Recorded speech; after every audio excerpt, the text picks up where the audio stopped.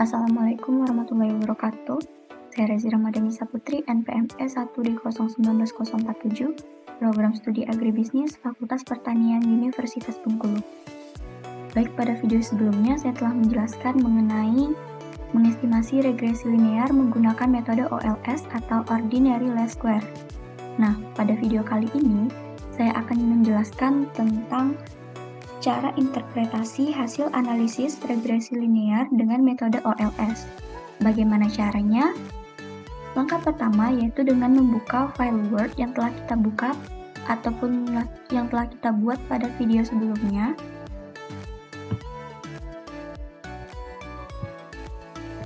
Akan tertampil seperti ini, terdapat salinan dari kolom editor dan juga data yang telah kita olah pada kolom Shazam. Di sini terdapat nilai R square, nilai F hitung atau UJF, dan juga estimasi koefisien dan standar error pada masing-masing variabel independen. Di sini juga terdapat T hitung ataupun T rasio pada masing-masing variabel independennya. Dari hasil analisis ini, dapat kita persingkat dengan membuat dua penyajian yang berbeda, yaitu dengan bentuk tabel ini dan juga persamaan. Akan saya jelaskan kembali sedikit mengenai R square.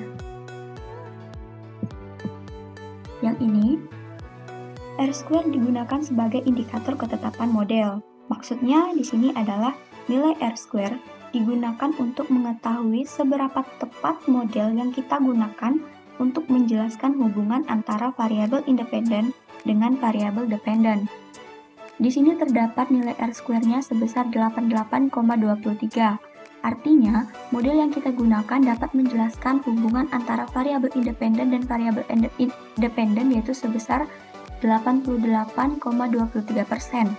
Sedangkan sisanya itu dipengaruhi oleh variabel independen yang terdapat di luar model.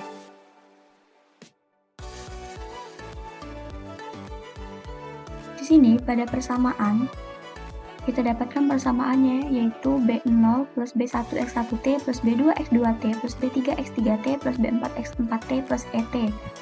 Kemudian kita masukkan nilai pada masing-masing yang terdapat pada kolom yang telah kita buat sebelumnya. Ini nilai konstanta atau koefisien konstanta dan juga standar errornya kita pindahkan atau kita masukkan ke dalam persamaan.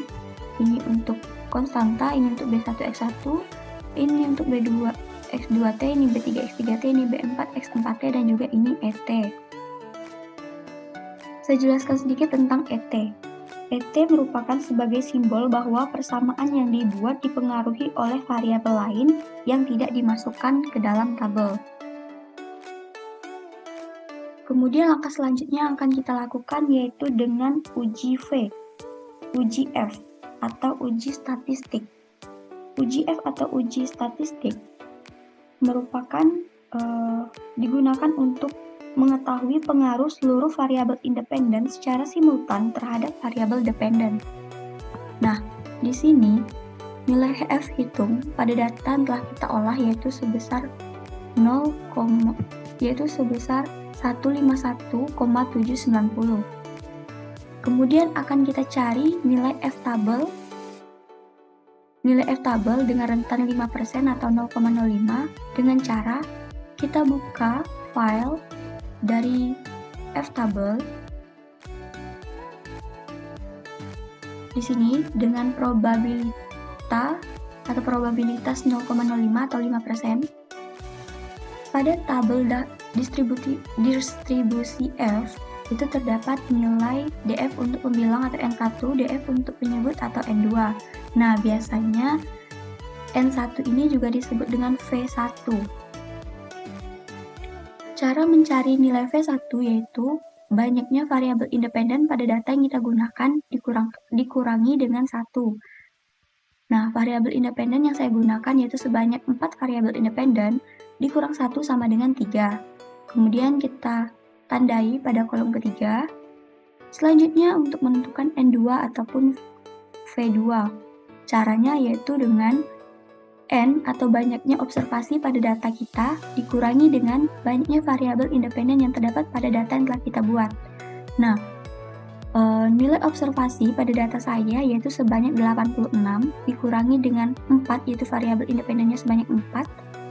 Jadi nilai N2 ataupun V2-nya adalah 82. Kita cari nilai 82 ini. Kemudian nilai V1-nya atau N2-nya adalah 3. Berarti nilai F tabelnya adalah 2,72.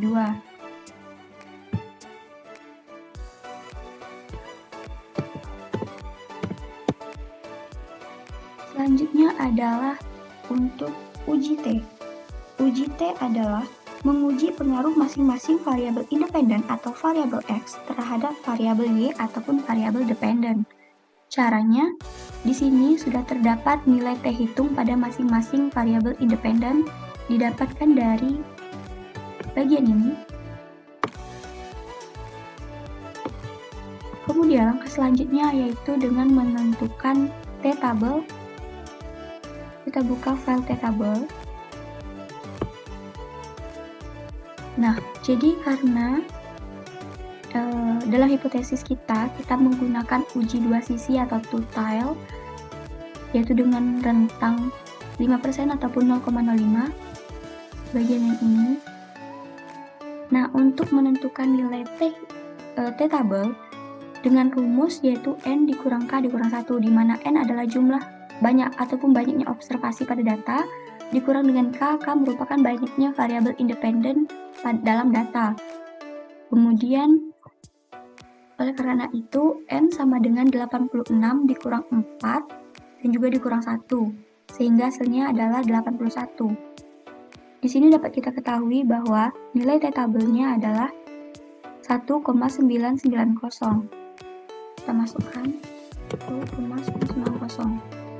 Nah, jika telah seperti ini, langkah selanjutnya yaitu kita buat perbandingan ataupun untuk interpretasi nantinya.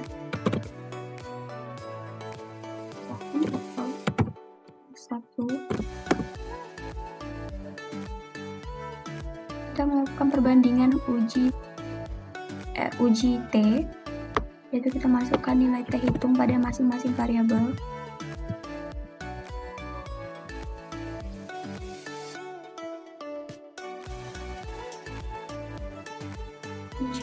Kemudian masukkan nilai T-tabel.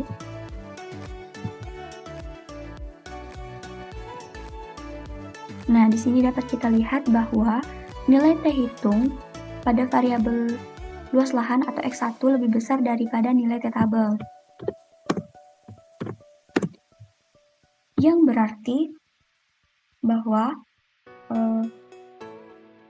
jika T hitung lebih besar dari T-tabel, maka tolak H0 terima H1, yang berarti luas lahan ataupun variabel X1 berpengaruh terhadap hasil produksi nanas.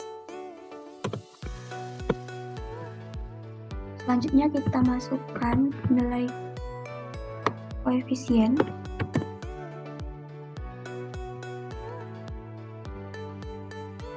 Nah, di sini berarti jika petani menambahkan sebanyak 1 hektar luas lahan, maka akan menambah hasil produksi nanas yaitu sebesar 4.576,1 kg.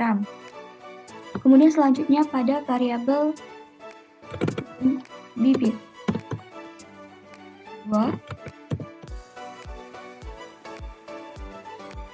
Kita masukkan nilai T hitungnya.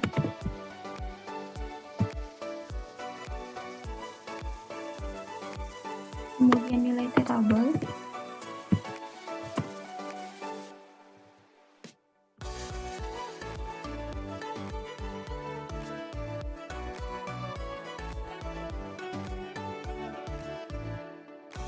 Nah, di sini dapat kita lihat bahwa nilai T hitung pada variabel bibit atau X2 lebih besar daripada nilai T-tabel.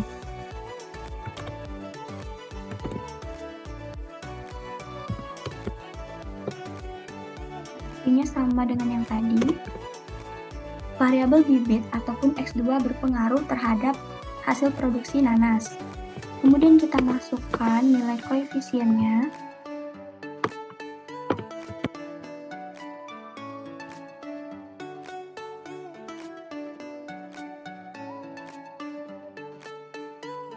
Yang berarti di sini, jika petani menambah sebanyak 1 batang bibit, maka akan menambah hasil produksi nanas, yaitu sebesar 0,48268 kg. Kemudian variabel selanjutnya adalah tenaga kerja.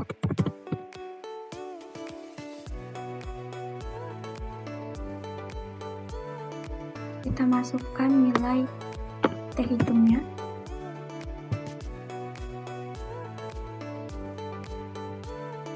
Kemudian nilai T tabel.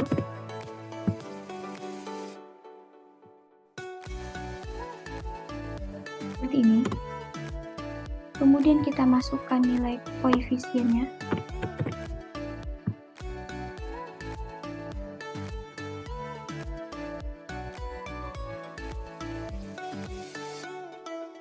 Nah, dapat kita lihat bahwa nilai T hitung pada variabel tenaga kerja atau X3 lebih besar daripada nilai T tabel, yang berarti jika petani menambah 1 HOK tenaga kerja, maka akan menambah hasil produksi sebesar 65.444 kg hasil produksi, yang berarti variabel tenaga kerja berpengaruh terhadap hasil produksi.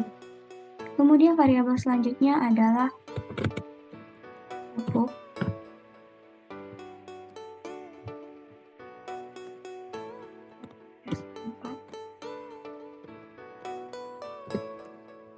Masukkan nilai T hitungnya sama seperti yang tadi.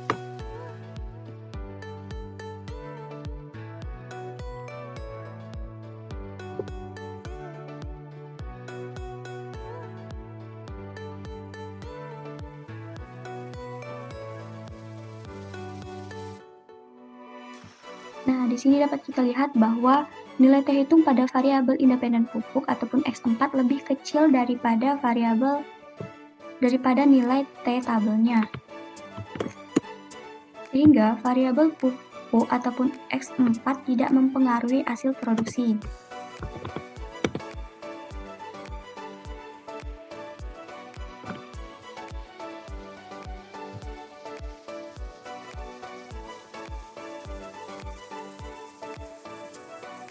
Baik, langkah selanjutnya yang akan kita lakukan yaitu dengan menginterpretasikan hasil ataupun data yang telah kita olah dalam bentuk paragraf seperti ini, yang akan nantinya mempermudah kita untuk memahami data yang telah kita olah. Di sini saya telah membuat interpretasinya. Pada bagian pertama yaitu luas lahan atau X1, dari hasil uji T yang telah dilakukan diketahui bahwa nilai T hitung lebih besar daripada nilai T tabel, sehingga variabel luas lahan atau X1 berpengaruh terhadap jumlah produksi nanas. Dilihat dari koefisien regresi variabel ini yaitu sebesar 4.576,1, maka dapat disimpulkan jika petani nanas melakukan penambahan luas lahan seluas 1 hektar, maka potensi penambahan jumlah produksi yang akan didapat oleh petani adalah sebesar 4.576,1 kg. Selanjutnya, variabel bibit ataupun X2. Dari hasil uji T yang telah dilakukan diketahui bahwa nilai T hitung lebih besar daripada nilai T tabel, sehingga variabel bibit atau X2 berpengaruh terhadap jumlah produksi nanas.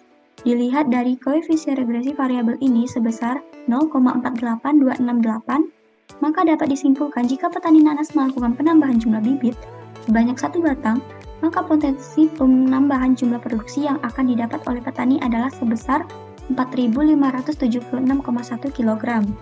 Kemudian yang ketiga, tenaga kerja ataupun X3. Dari hasil uji T yang telah dilakukan dapat diketahui bahwa nilai T hitung lebih besar daripada nilai T tabel, sehingga variabel tenaga kerja atau X3 berpengaruh terhadap jumlah produksi nanas. Dilihat dari koefisien regresi variabel ini yaitu sebesar 65.444, maka dapat disimpulkan jika petani nanas melakukan penambahan jumlah tenaga kerja sebanyak 1 HOK, maka potensi penambahan jumlah produksi yang akan didapat oleh petani adalah sebesar 65.444 444 kg.